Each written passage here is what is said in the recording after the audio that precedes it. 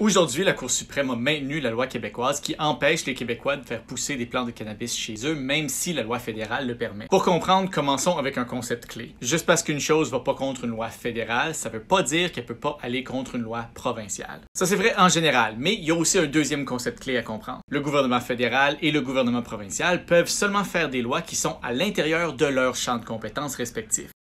La prohibition du cannabis était vue comme une question de droit.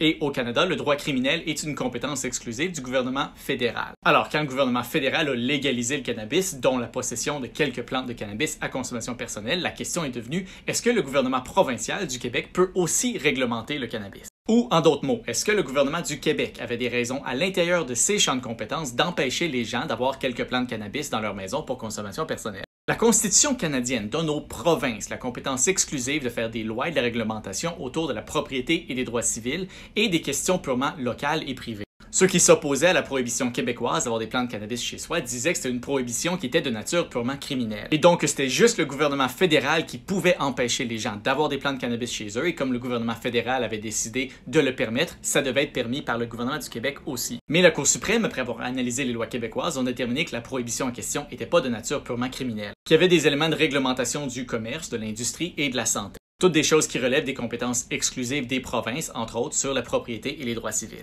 Alors la prohibition québécoise, qui empêche les gens d'avoir des plantes de cannabis chez eux, a été maintenue comme constitutionnellement valide au Québec. En d'autres mots, que c'est une loi que le gouvernement du Québec pouvait faire à l'intérieur de ses compétences constitutionnelles sur la propriété et les droits civils. C'est le même principe qui permet aux provinces, entre autres, de déterminer à quel âge on peut vendre de l'alcool à quelqu'un, par exemple. Et rappelez-vous que même si vous n'êtes pas nécessairement d'accord avec la prohibition québécoise, vous pouvez quand même être d'accord avec une décision de la Cour suprême qui réaffirme les pouvoirs constitutionnels du Québec.